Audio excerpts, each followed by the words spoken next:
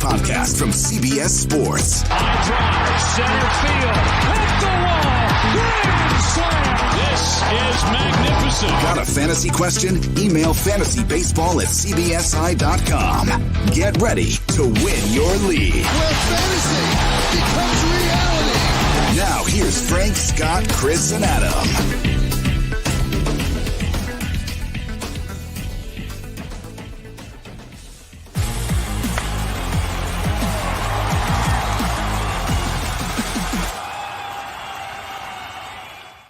What's up, everybody? Welcome to Fantasy Baseball today on June 21st. I'm Chris Towers here with Scott White.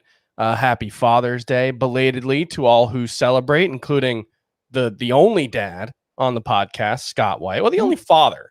I feel like I might have some dad tendencies. You know, I love a good dad joke, but Scott is the only father on the show. How was your Father's Day, Scott? It was fine. It was fine. You know, mostly worked, but it was kind of a whole weekend celebration. A bit too much, if you ask me. But you know, that's. Are you one of those people who don't like being celebrated? Like, do you not like your birthday? I could feel like you could be one of those people who doesn't like your birthday. I'm not like Dave Richard, who he gets hates angry if you know it's his birthday. Yes. I would miss it if it wasn't there, but in the moment it's uncomfortable, I would say, to be celebrated. But it's nice. It's nice to be appreciated in theory, even if I don't enjoy it so much in practice. I share that. I am obviously not Frank Stamfel. He is taking the day off. He's feeling a little under the weather. I am refreshed and recharged after a nice week-long vacation that was honestly more exhausting than if I had worked a 60-hour week, because I've had my 3 and 6-year-old niece here the whole week, and boy, that makes me appreciate the people who deal with that all the time even more, because that is a lot of work. You got a dose of fatherhood. I'm looking forward to getting back to just working my job. And speaking of that job, on today's show, we're going to get Scott's thoughts on Wander Franco's call-up. That's the big news at the top of the show. If you listen to the emergency pod that Frank and I did a little earlier on Sunday, you can hear my thoughts on what to expect from Wander Franco, how to approach his assumed pending call-up, as has been reported by the Tampa Bay Times at first and confirmed by other sources. He's expected to be with the Rays on Tuesday in time for the start of the series against the Boston Red Sox. Tampa Bay does play 6 games this week. We'll also talk about some of the concerning pitcher performances from this weekend. What's wrong with Aaron Nola? Reason to be worried about Corbin Burns, perhaps. I know we've talked about that a little bit from his previous start. The most added and dropped players from the weekend, and everything else from this weekend's games that you need to know about. Biggest performances, latest news, all that. But first, Wander Franco is being called up. The top prospect in baseball, the top minor leaguer to stash. Would you say wire to wire, or was there ever a point where Jared Kelenic was a top? Okay. There was a point. In fact, I think in the most recent prospects report, top 5 prospects to stash, I technically had Kelenic number 1 there ahead of Franco. But of course, in most publications, Franco was at the top of the prospect list, every top 100 list. There may have been 1 or 2 exceptions, but pretty much universally. Almost universally, which is not universally, but almost. Yeah, pretty close to a consensus number 1. I think the consensus is he's probably the best prospect since Vladimir Guerrero made his debut. Expectation is he is a Vladimir Guerrero, Juan Soto-esque prospect. And the hope is that he can make an impact like those guys for fantasy. Specifically, you know, more of a Juan Soto rookie season impact. Is that what you're expecting from him, Scott? I don't think you can expect that anymore from rookies, because who was the last one to do that? That was regarded at that stature. Yeah. I mean, because we had Brian Hayes last year and Ian Anderson, but they were both kind of surprising that they were that good. I would say it's Tatis at the start of the 2019 season. Yeah, you're probably right. Yeah. So, you know, obviously, if Wander Franco is available, given his pedigree, his upside, obviously He's 78% rostered right now on CBS, but somebody showed me that in certain other major fantasy service providers who will go nameless, he's only about half that rostered, which is amazing. But yeah, I wouldn't start him right away unless I was really slumming it at shortstop all this time and desperate to get actual talent in there. Then it might make sense. But I think you have to have. I think you kind of just have to wait and see how it plays out before you really calibrate what he's worth to you this season. The way he always stood out in the minor leagues was back control, how much contact he made, and of course, high quality contact. The power numbers weren't enormous for the most part, but he's 20 years old. Really, he's the youngest player at AAA this season. I think for any pitcher or hitter. So just a sign of how young he is. Yeah, very young. And he had been hot in June, especially. 394 in 16 games for the month with 3 home runs, 4 triples, 5 doubles, I think a couple steals too. So been filling up the box score. You could have, I'm sure it would have been easy to justify calling him up out of spring training, and they kept him pretty late with the major league club. But, he's certainly on the kind of run that normally would earn a prospect a promotion like this. So, I wonder how they're going to calibrate their infield with Franco here. I'm guessing he's going to play mostly third base, which is he split his time basically at AAA, third base and shortstop. Played a little second as well. Yeah, a little bit. Yeah. I would guess Joey Wendell plays mostly second base. I would guess Brandon Lau plays mostly the outfield, and they kick Brett Phillips has been getting a lot of playing time. Yeah, there's no reason for that to continue. But hopefully Franco is everything expect everything he's been hyped to be right away. Hopefully that happens right away, and you got a stud rest of season. That is certainly a possibility. Yeah, he has the 8th highest weighted runs created among all hitters in AAA right now. Like we mentioned before, he's 20 years old. Youngest player in AAA.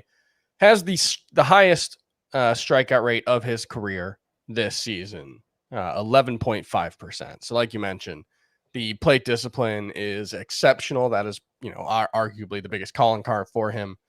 But the expectation is he should develop into at least average, probably above average power, thanks to the plate discipline and back control as well.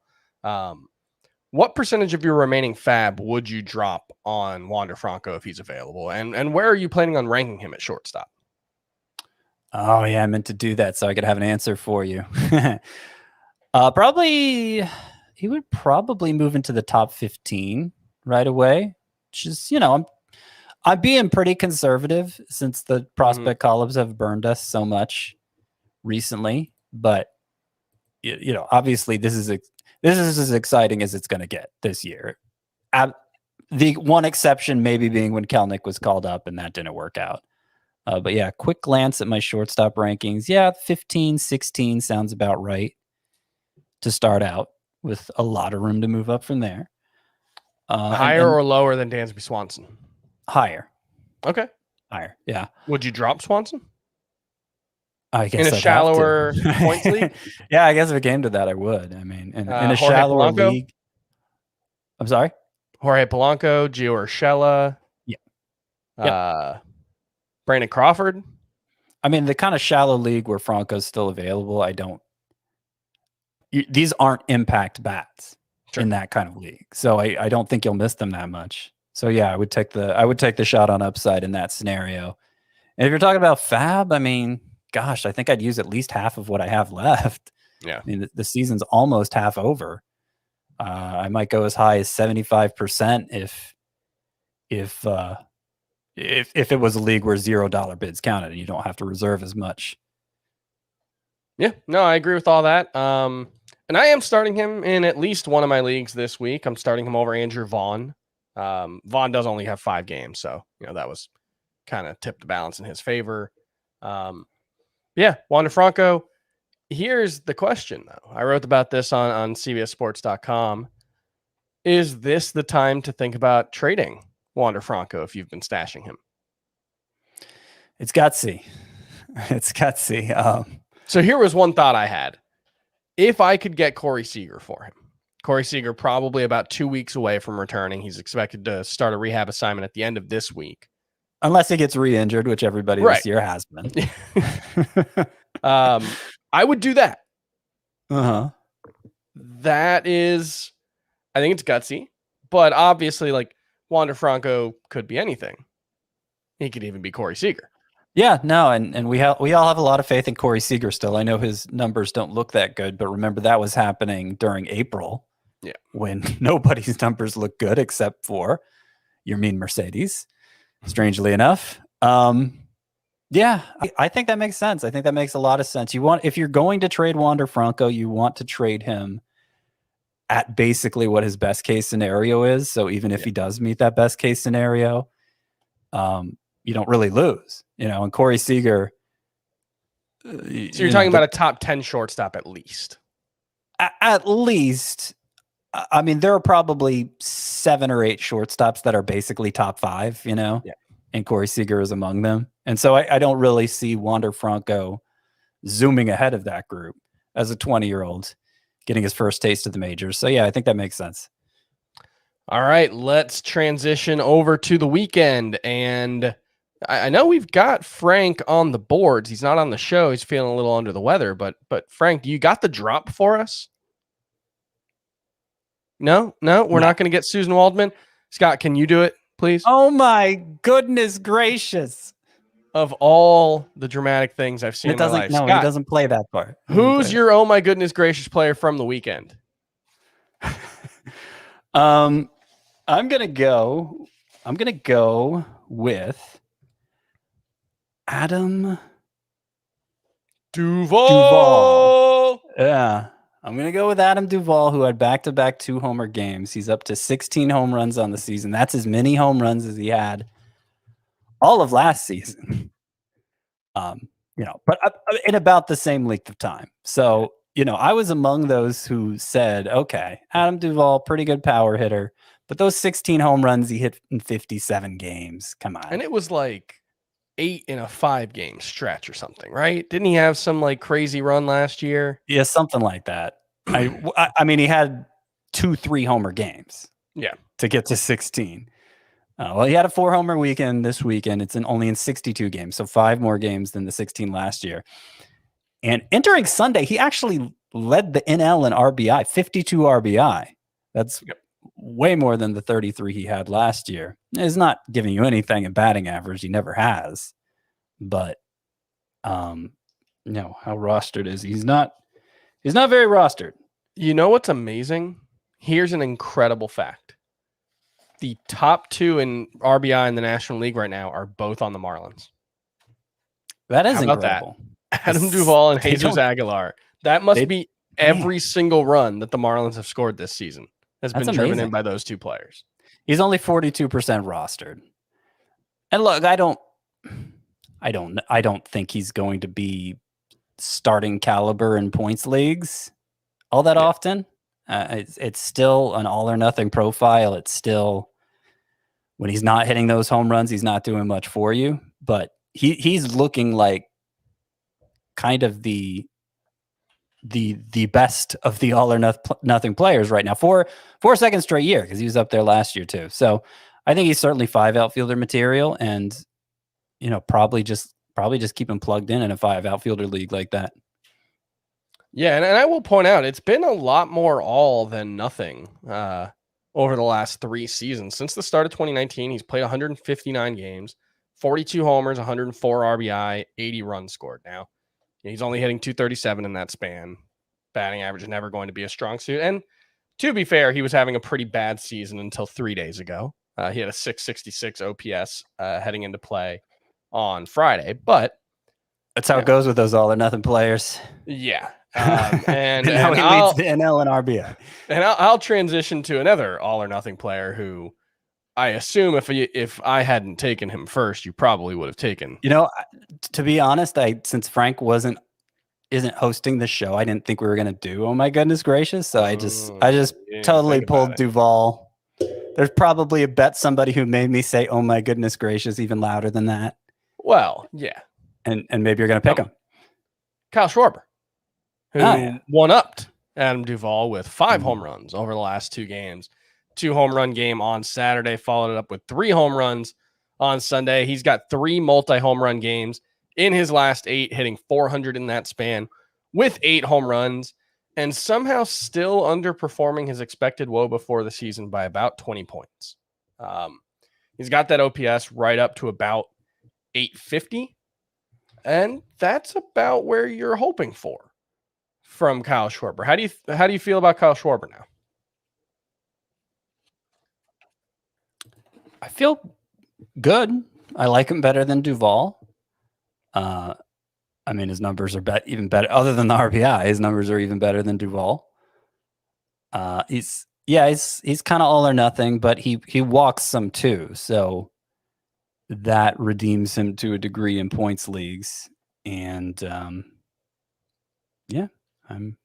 I'll admit I didn't realize Kyle Schwarber was so good in May. He had an awful April, 619 OPS, but an 857 OPS in May, 861 OPS coming into his 3 homer games. So I'm going to guess that's around 1,000 now so far in June. But Kyle Schwarber has been a very solid version of himself, basically since the first month, since April, and I'm kind of at a point where maybe I shouldn't apply this as like a blanket policy, but it feels like certain players you just got to throw out there April because it was a historic anomaly that month. And if you do that for Kyle Schwarber, this is basically the best Kyle Schwarber we've ever seen. It's basically the same one we were getting in 2019. Yeah, he was very good in 2019, especially in the second half of that season. So before we move on to news and notes from the weekend, injuries, all the rest of the performances, just want to let you know about what's on CBS Sports HQ this week. As always, CBS Sports HQ is the network to start your sports news day at 8 a.m. Eastern with Morning Buzz, an hour of highlights, news, and all the day's need-to-know news. Come back or leave us on all day at 6 p.m. when we break down all the night's action and release dozens of picks from the best analysts and cappers in the sports world. How do you watch HQ?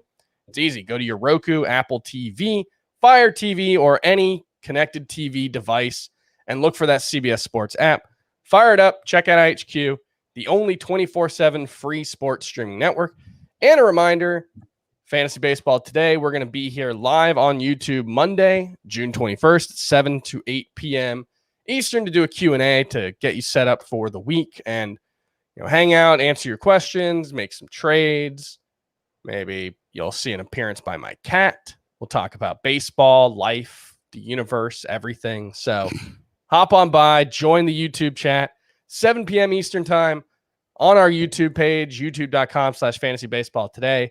Subscribe, and you'll get notifications for when we go live, including for this show on early mornings on the East Coast most days, although in the evening tonight. News and notes from the weekend. After playing catch on Sunday, Jacob deGrom confirmed he will start Monday for the Mets, which sets him up for a 2-start week. The way this has gone the last 3 starts, he's amazing for a couple of innings, and then we all freak out when he leaves, and then he ends up being fine and makes his next start. And I don't know I don't know, man. This sums it up. 4 injuries this season, I believe, for Jacob deGrom. 4 different injuries. The only injury is in his mind, Chris. Maybe. I think it's actually in his back. Maybe his shoulder. Yeah. Well, look, I think it's going to be nerve-wracking from now on. The Jacob deGrom experience is going to be incredibly scary, but hopefully it keeps being good news. It seems like it's just a bunch of minor things, and when you're throwing 102 miles an hour, maybe every minor thing in the middle of a start seems major, but I mean, there's nothing actionable. You start Jacob deGrom, right? Right. Rays manager Kevin Cash said Friday Tyler Glasnow will be shut down for 4 weeks while he receives treatments. That, the team seems encouraged by that news.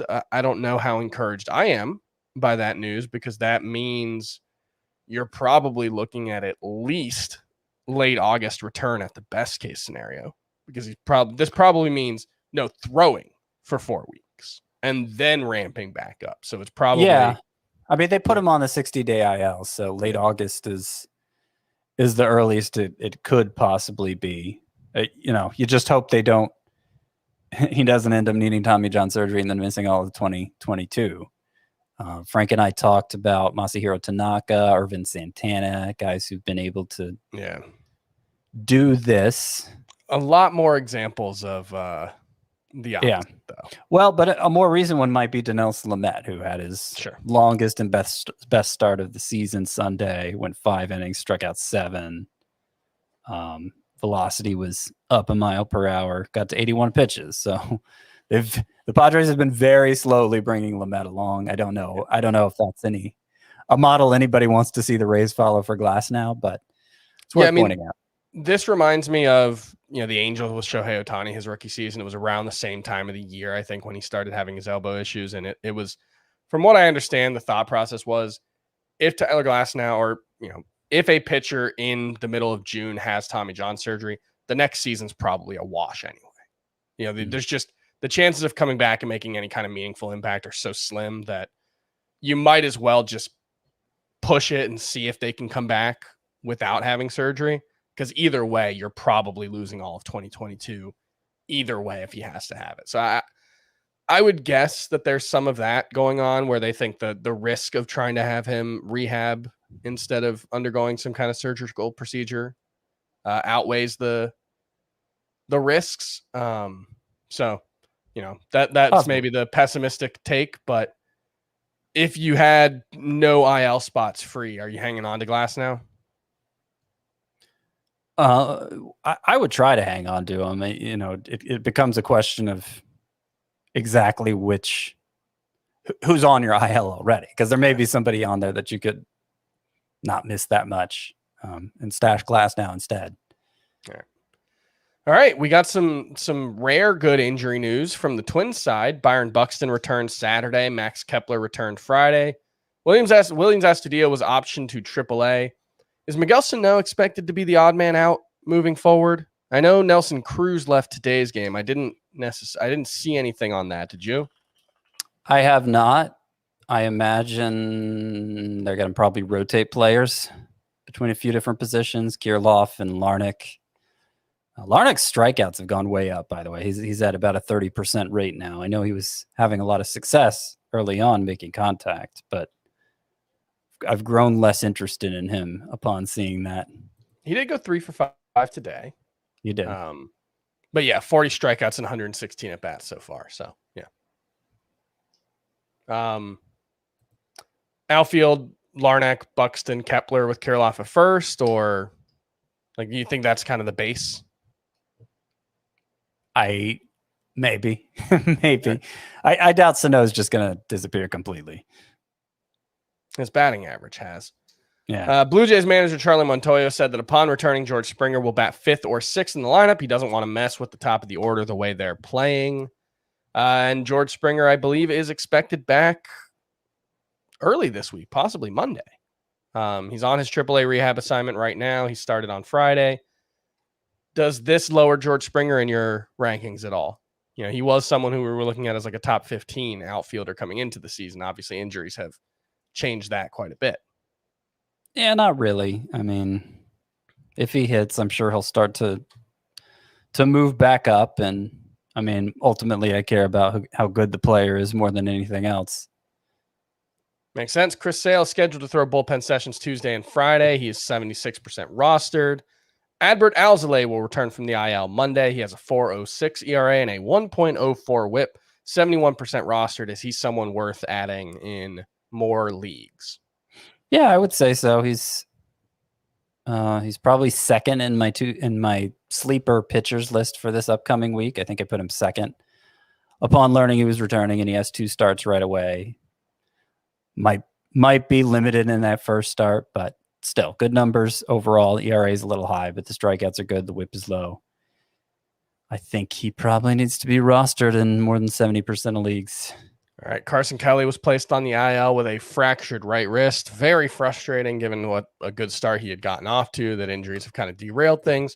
he'll likely be out at least through the All-Star break.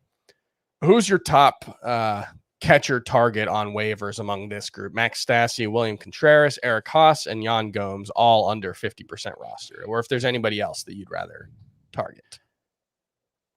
It would probably be Stassi at this point. William Contreras is close. Those would be my favorite too. And if you have to go deeper than that, they did call Dalton Varsho up. Okay, there you go. To take Carson Kelly's roster spot. He started Sunday's game at catcher and then moved to center field later in the game. And he was crushing it at AAA. I know previous stints in the majors haven't gone well, but still, yeah, if you don't remember Dalton Varsho, he was someone who had a lot of hype in the spring, potential, be a 20 stolen base kind of guy at catcher. Was expected to play more in the outfield. So he had 9 home runs in 18 games at AAA Reno, batting .313. Pretty good. Yeah.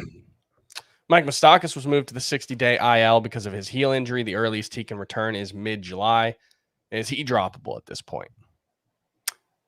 I would say that in standard size 12-team leagues, if you're not talking about the expanded roto rosters, yeah, it's pretty droppable. Austin Gomber placed on the IL with left forearm tightness just as he was really starting to figure it out. His last 7 or 8 starts had been magnificent, so that's really frustrating. We don't have much details on that. Well, we do have more now. Okay. They had an MRI on the elbow. It came back clean. It sounds like he's not going to miss much time. But okay, that's good. We don't have specifics as to how much time he'll miss. Yeah. John Means has yet to throw off a mound. He's on the IL dealing with that left shoulder strain. Another one that was very frustrating given how good he was pitching. Corey Seager could begin his rehab assignment Friday or Saturday. His recovers from that fractured hand, like I mentioned earlier. Jeff McNeil is expected to return Monday from his hamstring injury. Brandon Nimmo started his rehab assignment on Sunday with his finger injury, so they could be starting to get back to full health relatively soon. And, it's kind of funny. Francisco Lindor's been crushing the ball for the last 3 weeks, and everybody else on the roster stopped hitting. So they could really use those guys back. Yes, I'm so sad for the first place Mets.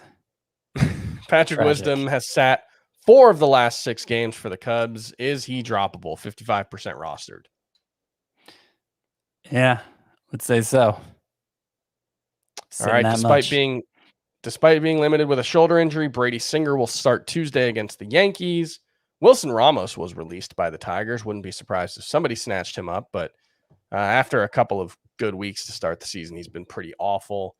Aaron Sanchez moved to the 60-day IL, which means he can't return until early July, and starter sit for the upcoming week.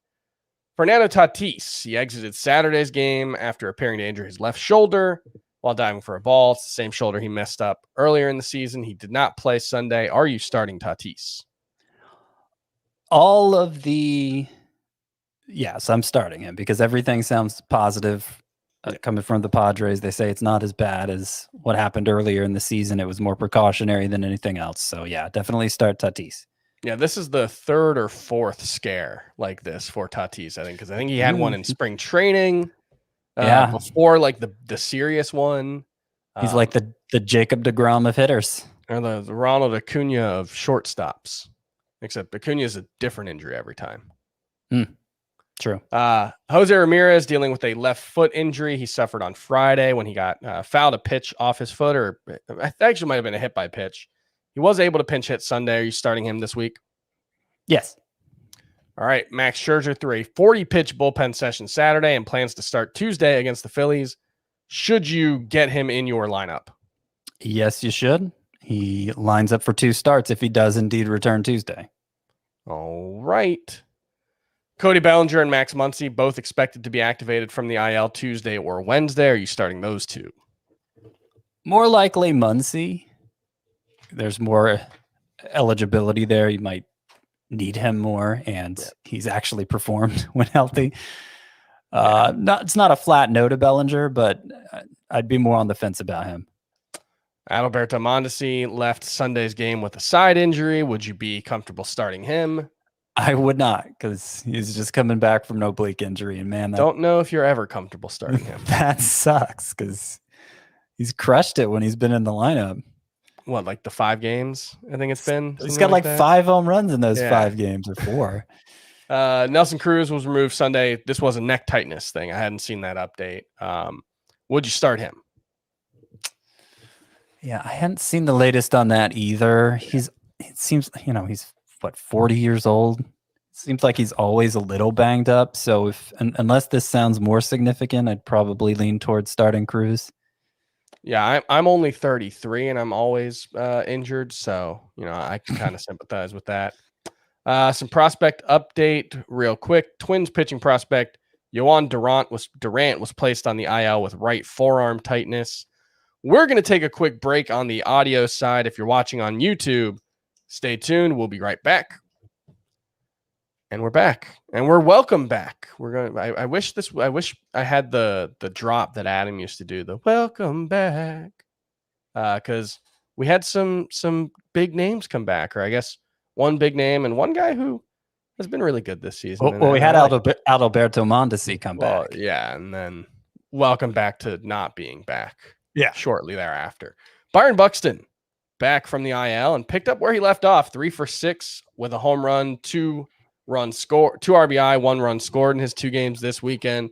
Start him everywhere. Colton Wong, 4 for 11, 2 runs, 3 RBI in his 3 games. Started 2 of the 3, batted leadoff both, and hit his 4th home run on Sunday. So Colton Wong, he's been somebody in my roto leagues I've been very happy to have around, and I'm happy to have him back. And then almost welcome back to a handful of guys. We mentioned a few of them already, but I'll add in Kyle Tucker is expected to be activated this week. He's been dealing with a stomach flu. I read that he lost something like 10 pounds while dealing with this illness. So don't be surprised if, he doesn't hit right away, because it's coming back from that kind of illness can really knock you out of things in the middle of the season. So that'll be something to keep in mind. I probably wouldn't start him this week, but let him get his legs under him. And let's take a look at the most added and most dropped hitters from the weekend. Most added, Jake Fraley's up to 29%. I added him in one of my 12-team roto leagues, and at the outfield, he's doing some really nice things, getting on base, running. Max Stassi, Bobby Bradley from Cleveland, Ahmed Rosario, Joey Votto back from injury. Jesus Sanchez, Marlins prospect, homered for the first time in his career last week. And then Adam Duvall, as we talked about earlier, and Jonathan India. Which one of these guys stands out to you as someone who needs to be rostered in more leagues? India is my favorite of this group. He's been he's one of those guys where you wonder how much you should really count April, because it was just such a bad environment for hitting. And since he missed some, he was out a few games at the beginning of May. I don't know if he was just, they were benching him because he wasn't performing well, but basically he got back in the lineup and stayed from May 13 on, and his numbers during that stretch are, batting almost 300, OBP over 400, I think 5 home runs and 5 steals or something like that, and moved to the leadoff spot because of that. So, the on-base skills were really the main thing he showed in the minors above everything else. He was thought to have more upside with the bat, but that wasn't in question. So now that we're seeing him do that, and with enough power and speed, I think for it to amount to something, and he's dual eligible. Yeah, I think Jonathan India, regardless of the format, is looking pretty interesting again. Yeah, just to specify, it was the start of a series at Coors Field on May 13th.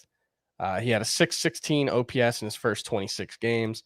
Since then, he's hitting 300 with an 898 OPS, a 25 homer, 20 steal, 150 game pace since then. So Jonathan India, 59% rostered, worth adding in all formats. I think Ahmed Rosario at 53% is probably a little low. I guess he could be rostered in all roto formats, but I think, if he's out there in a roto league, I think he's probably someone who, deserves to be rostered more. And I think Jake Fraley's really interesting. his minor league numbers are, I don't know if you guys talked about him much last week. I only listened to one episode. I'm going to be honest. I didn't listen to all of them. That's one more than I would have. But he has an OPS over 900 between AA and AAA. Only about 106 games between the two levels, but 24 stolen bases, 21 home runs for Jake Fraley in 106 games between AA and AAA. And so far in the majors, he's hitting 250, but he's walking a ton. 22 walks, 21 strikeouts, and 87 plate appearances. 4 homers, 5 steals. In any OBP league, I think he's probably a must-roster outfielder in Roto. And, I picked him up in a 12-team 5 outfielder league where outfield's been a disaster for me. So, hoping he can keep hitting well. Yeah, hopefully. I haven't let Votto go unrostered either in any of my leagues, regardless of depth, because the thing is, like, he may not help much in batting average, but he'll walk. Yeah, and it looks like he's a power source again. So even in points expected leagues, stats look really good for him still. Yeah. All right, most dropped players: Nick Solak, Merrill Kelly on the IL with a fractured wrist, Jurickson Profar, Yarmeen Mercedes, Garrett Hampson, Pavin Smith, Josh Fuentes, and Willie Calhoun. Any of those guys you think you would want to give a second thought to dropping? I don't really think so. Well, I mean, Nick Hampson, Solak, if it's a big enough league, I think Nick Solak has been among the most dropped, but only dropped down to like 70% rostership or something like that. So I totally understand why all of these players are on this list. They've all lost value over the past 2 to 4 weeks. Yeah, I mean, I think Pavin Smith is going to bounce back with numbers like we were seeing a couple weeks ago, but that's not, even at his best, he's not especially high impact. All right, let's look at some of the most added, most dropped pitchers. Ross Stripling up to 41% for a 2-start week. Vladimir Gutierrez up to 51%. I would guess that's going to drop after he had a poor start Sunday. Sammy Long, Ryan Yarbrough at 75%, Jake Odorizzi at 46%, James Caprillion 71%, Logan Gilbert at 69%, and Patrick Sandoval. I think the standouts on that list, and you can tell me if you disagree, but I think Caprillion at 71, Logan Gilbert at 69, and Patrick Sandoval at 20%. I think all of those guys could be higher. Yeah, I agree. What's interesting about Sandoval is he had 11 strikeouts Sunday, right? I think it was 9 strikeouts. It was almost his second double-digit start in his last 3. He had 9 Sunday, I think. 9 Sunday? Okay, and he had... Okay. But he hasn't... So the strikeouts have been there for him for the most part. Was it a 9 strikeout game? I can't find the number now. It was. Okay. But the swinging strikes since that 32 swinging strike effort really haven't. So I'm not sure what to make of that, but being only 20% rostered, I mean, that's somebody you could take a flyer on just about anywhere. And the changeup does look like a special pitch for him if that's all he has. Yeah, Gilbert and Caprillion, they're the most rostered here. Well, Yarbrough, I guess, is up there too. I'd rather have Caprillion and Gilbert for the upside than Yarbrough. Yeah, Caprillion, especially 42 strikeouts, 17 walks in 38 innings so far this season with 2.84 ERA. That's pretty good. And the most dropped, unless there was something you wanted to add. Well, Sam Long. I'm not exactly anxious to pick him up. He had 6 strikeouts, 2 runs allowed against the Phillies today. Yeah. The outings have been short for the most part, but they've been getting longer. And, it's hard to know what to make of his minor league track record because he was awesome in the little bit he pitched at AAA this year. 2019, he was at low A. So I really no idea how to assess Sam Long But it's the Giants. Great place to pitch, and they've done a really good job of getting the most out of guys recently. So in a 22 2/3 innings at AAA this year, 1.99 ERA, 0.79 WHIP, 14.7 strikeouts per 9. But yeah, it was just there's not really anything to see in the minor league track record beyond that because it was so far down. All right, the most dropped pitchers. Let me know if there's anyone here who you think deserves a second shot. Martin Perez, Chris Bubich, Ryan Weathers, Jackson Coer, Michael Pineda, Jesus Luzardo, Tucker Davidson, and Tyler Glasnow. Obviously, Glasnow with the injury, and Luzardo pitching poorly out of the bullpen for the A's right now. I did actually drop him in a 12-team Roto league, and I did too. 12-team points didn't league. Want to. I wish I didn't have to, but his ERA is almost at 7 option now. Yep. See, he's the way he's pitching in relief. I don't know why they'd move him back to the rotation. Yeah, he's given up, I believe, 5 home runs in like 2 innings or something since moving to the bullpen. It's a wild number. So yeah, it's been really bad. Michael Pineda, if you were able to stash him in the IL spot, I wouldn't want to drop him. Yeah.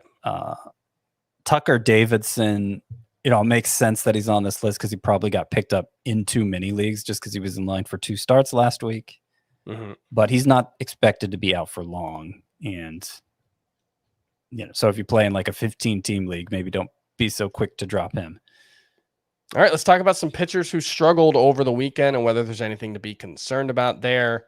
Corbin Burns, I mean, it wasn't as bad as the previous start, but his 2 worst starts of the season, coming back to back with a drop in his spin rate, 5.1 innings at Colorado. So you're grading on a curve. 8 hits, 4 earned runs, 2 walks, 6 strikeouts. Not a terrible start by any means for Corbin Burns, but certainly not the elite pitcher that we were getting earlier in the season. What's your level of concern with Corbin Burns here? Probably like a 4. It's not nothing. The spin on the cutter was only down about 50 RPM this time, which isn't that bad. Kind of normal start to start variance. So not as bad as the last time. But the velocity was down 1.2 miles per hour. And the walks have been up lately, which has been an issue for him in the past and might be related to, it's not all about spin with the sticky substances. Yeah. The reason why batters were willing to let pitchers get away with it for so long is because they didn't want to get hit by pitches. Yeah. So, yeah, I mean, it's not nothing what the warning signs for Burns, but I'll still trust him to be a really good pitcher rest of season. Lance Lynn gave up 5 earned runs in 4 innings on 8 hits against Houston on Sunday. He did strike out 6, walked 1. This is a really tough Astros lineup, even with Alex Bregman out. He did have some spin rate noteworthy drops. 194 RPM on average with his 4-seam fastball. 113, 134 on the cutter and sinker, so not quite as extreme there. Anything, I would say anything above like the 100 areas where it's noteworthy, anything around 200, I think is, at least statistically important, if not, meaningful moving forward necessarily. Any concern there? For me, the thought is just because he's so reliant on his fastballs and he doesn't have, this deep bag of tricks that he can pull from. He does seem to rely. I guess he might be someone who relies more on minor differences making a big difference, if that makes sense. Yeah, that's a good thought. I mean, that's part of the reason why I was worried about him at the start of the season. This is the first start where things have gone sideways for him, and it was against the Astros. His ERA is above 2 for the first time. Yeah, so we'll see how the next start goes, but in and of itself, this doesn't worry me too much. Got to be worried about Aaron Nola at this point, right? I mean, I feel like we were probably worried about him a decent amount before, but 2 1/3 innings, 6 hits, 6 earned runs, 3 walks, 1 strikeout today. What are your thoughts on Aaron Nola at this point? I don't know. That's because I don't see any like major warning signs. Do you? Beyond the fact that he's getting hit really hard. Yeah, well, beyond that. I mean, which my mind in this start is, but this was the only one really.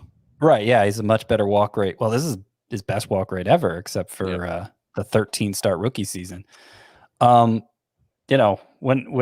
that's happening, I wonder if there's a pitch tipping situation going on. But I'm sure he would be the first to look into that.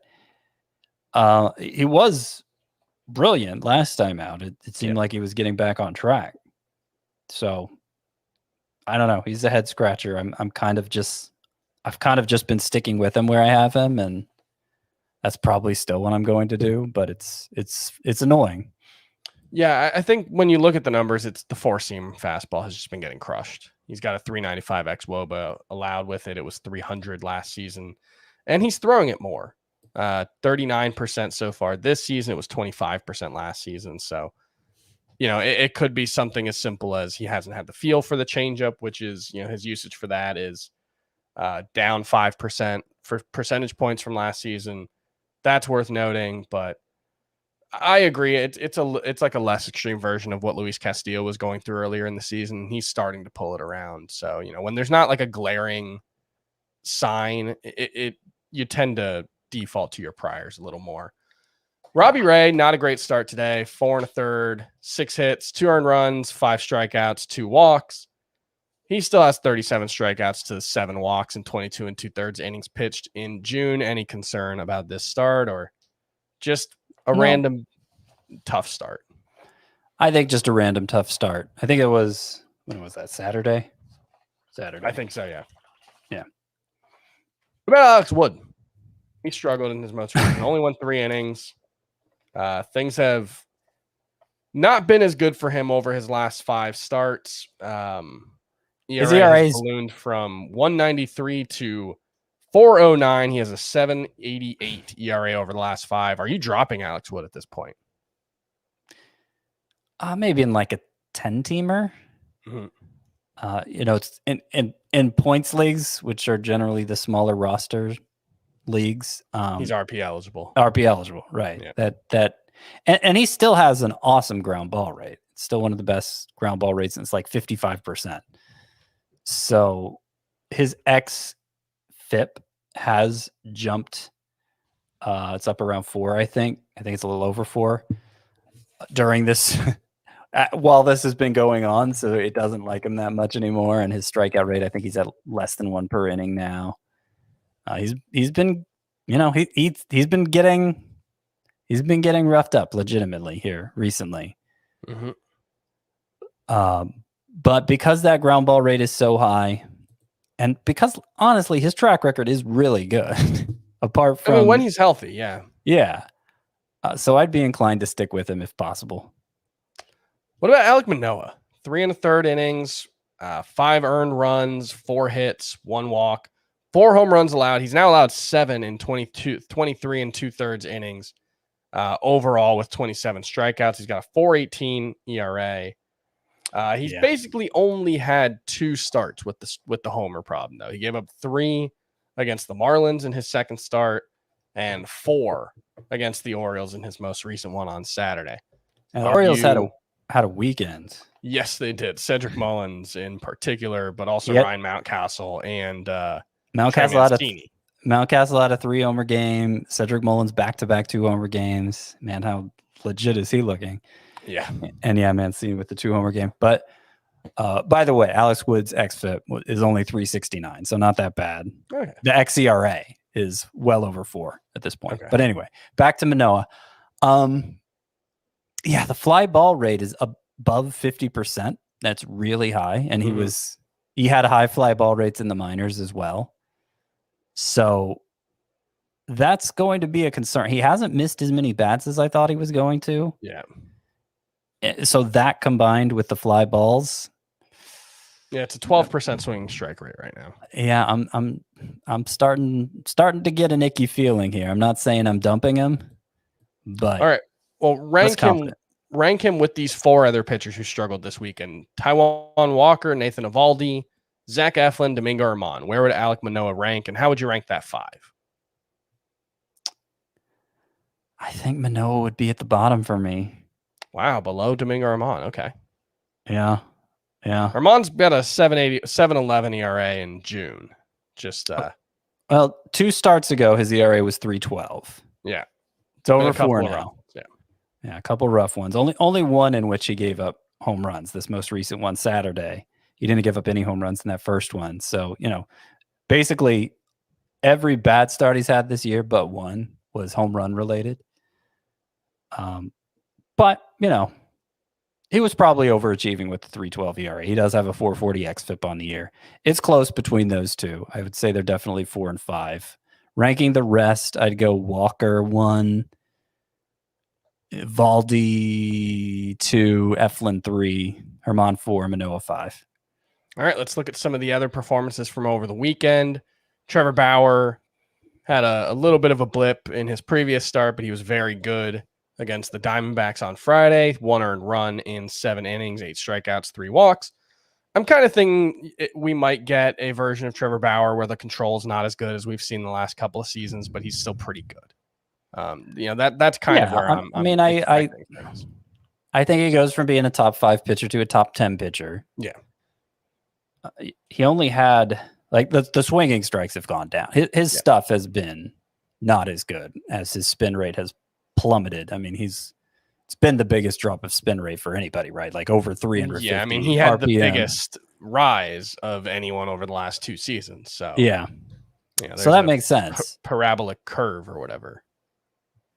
Yeah, did I use that correctly? I'm not very smart. I don't know. I didn't follow you. I was thinking about what I was going to say next. Sorry. That makes sense. Now I forgot what I was going to say next. All right, we'll just move on then. Carlos Rodon, another amazing start. I believe he had a no-hit bid going into the 6th in this one. Ultimately ended up giving 3 hits, 1 earned run to the Astros. Very tough matchup. On the other side, this probably might have been the pitching matchup of the weekend. Luis Garcia, 7 innings pitched, 8 strikeouts, 2 walks. White Sox lineup isn't particularly great right now. They're in a bit of a skid, but he's looking pretty good right now. And one question I did want to ask you for a couple other good pitchers on Friday, Chris Paddock or Yusei Kikuchi rest of season, where would you go? Paddock had 11 strikeouts in 5 innings, 26 strikeouts, 2 walks in 17 innings in 3 June starts. Yusei Kikuchi has just been, he's pitched like an ace for like almost 2 months now. In his last 9 starts, 2.53 ERA, 61 strikeouts, and 57 innings over his last 9. Well, this is an absurd choice you're presenting to me because nobody should have to choose between these two.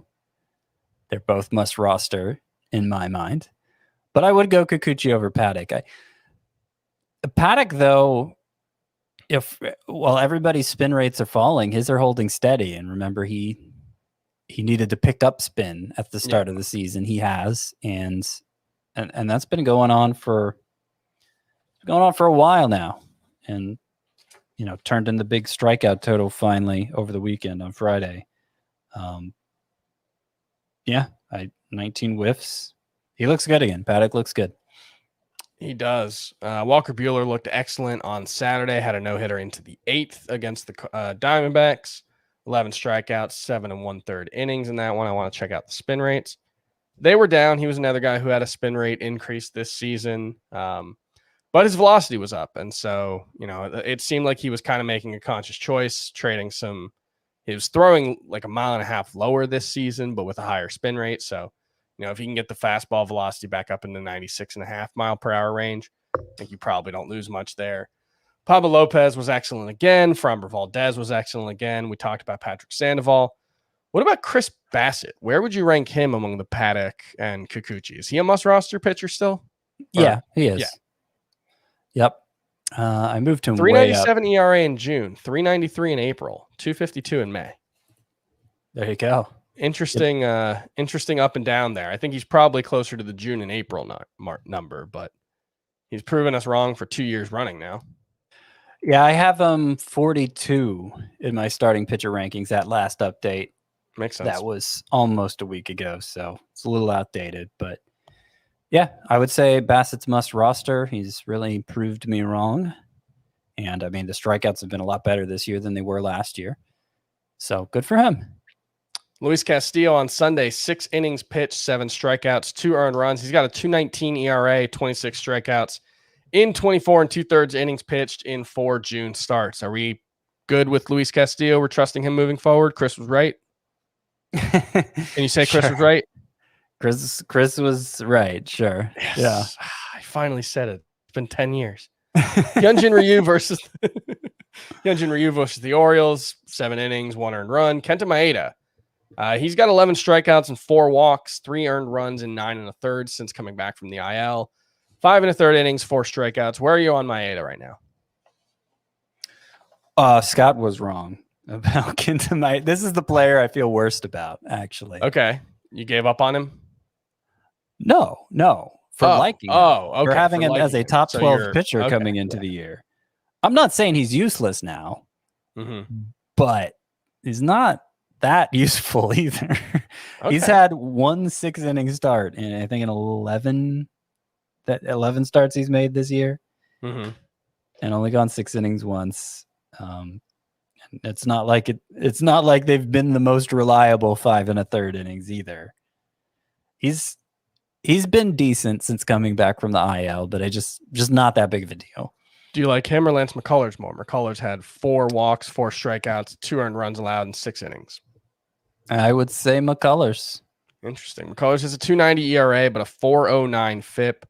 And he has historically been a pitcher who has underperformed his FIP. So that's interesting. He's a little different now because he does have a deeper arsenal than he did early on in his career. Underperformed his FIP, like his FIP would say one thing and he would be better. Worse like than, he would be like a 3.65. I think his career ERA is 3.65-ish, and his career FIP is like 3.3. Yeah, the walk rate's really high. That seems to be impacting the ground ball rate is still awesome. The strikeout rate is about what it's always been, which is good but not great anymore. Yeah. I like him more than Maeda. Right. To go back to your original question, do you like Dinelson Lamet or Casey Mize rest of season? That's a good question because Mize's innings are going to start to slip. He's had homer issues in June too. 6 earned, 6 allowed, and 4 June starts. But I will say over his past 7 starts, he has a 12.2 swinging strike rate. That's much better. That's decent. Yeah, I mean, much better. His ERA during that stretch, I didn't include today's game minute, but I would guess it was below 3 before today's game. Moved up a little. I would say I think I would still lean Mize, though Lamet certainly has more upside. You're trusting that they're going to keep upping his pitch count from start to start. Feels like an oversight here that we didn't mention Shane McClanahan until the 57-minute mark. 8 strikeouts, 6 innings, 3 hits allowed, 1 earned run. This is kind of the start we wanted to see from Shane McClanahan, right? So 2 in a row, more than 80 pitches. They continue to build them up. Today. This was his first 6-inning start. If he qualified, he would be behind only Jacob deGrom in swinging strike rate. He's got ridiculous stuff. So yeah, I mean, if they're going to make him a more traditional starting pitcher, they kind of need him to be with Glass now down. Then it could be really exciting. He's less than 60% rostered. All right, who do you have the most interest in out of this group of lower end starting pitchers? Caleb Smith, who had 6 shutout innings against the Dodgers. Alex Cobb gave up 1 run in 5 2/3.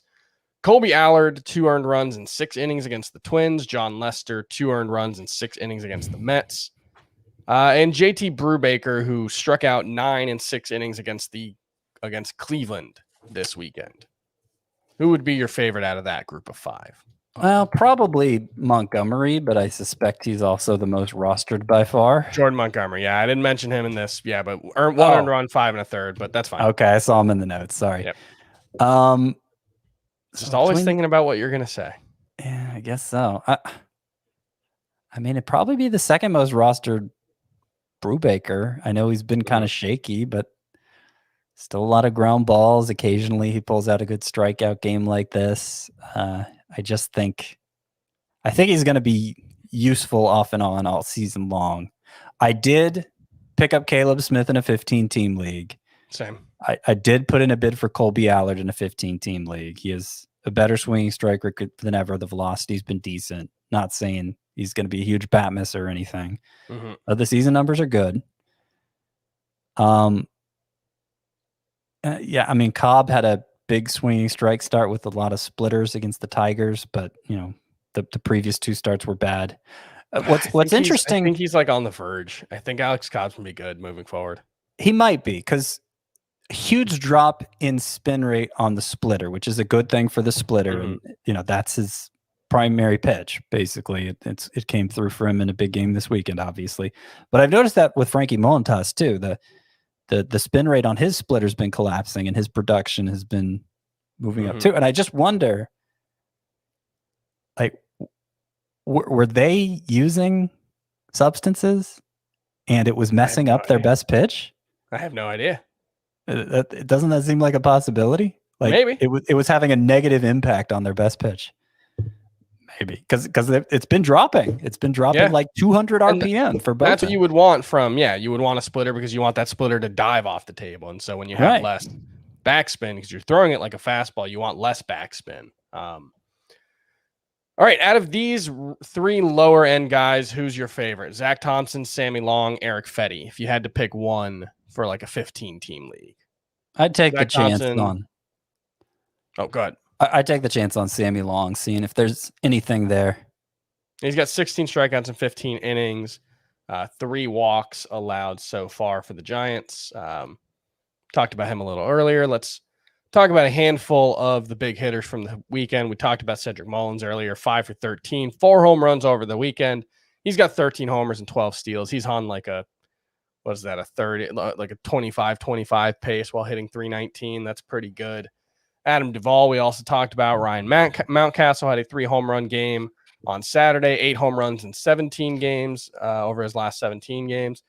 Francisco Lindor, he's hitting 275. His pace in the month of June for a 150-game season, 32 homers, 8 steals, 79 RBI, 111 runs. He's pretty much been Francisco Lindor since the start of June. I think he'll continue to be Francisco Lindor. Gary Sanchez, 3 for 7 this weekend, 2 doubles, a home run, 3 RBI. He's hitting 315 with 5 home runs and 12 RBI in June. Is he back to being a top 12 catcher? Yeah, I would say so. It's not hard to break into that group. Back to being a top 6 catcher. It's not hard to break into that group either. I mean, he might be number 6 now that Carson Kelly is hurt, and Carson Kelly wasn't playing that well anyway. Yeah, I might have Sanchez number 6 now. Yeah. What about Harold Ramirez? 3 for 8 with 3 home runs. He's hitting 273 with a 492 slug in 41 games for Cleveland. Is he someone who needs to be in more rosters? Looking up the roster percentage now. I think it's like 37%. I don't think so. He hasn't been playing super consistently, and 9%. He's a big ground. He hits the ball on the ground a lot. And this year is no exception. So one big weekend isn't really enough to win me over. Willy Adames continues to hit really well with the Brewers. He went 6 for 17 with 4 runs, 4 RBI in a 4-game series at Colorado. 280, 18 RBI, 14 runs in 28 games with Milwaukee. Luis Arias has been really good since becoming more of an everyday player at third base for the Brewers. 7 for 15, 5 runs, 4 RBI in that weekend series at Colorado. 274 with an OPS over 900 in the month of June.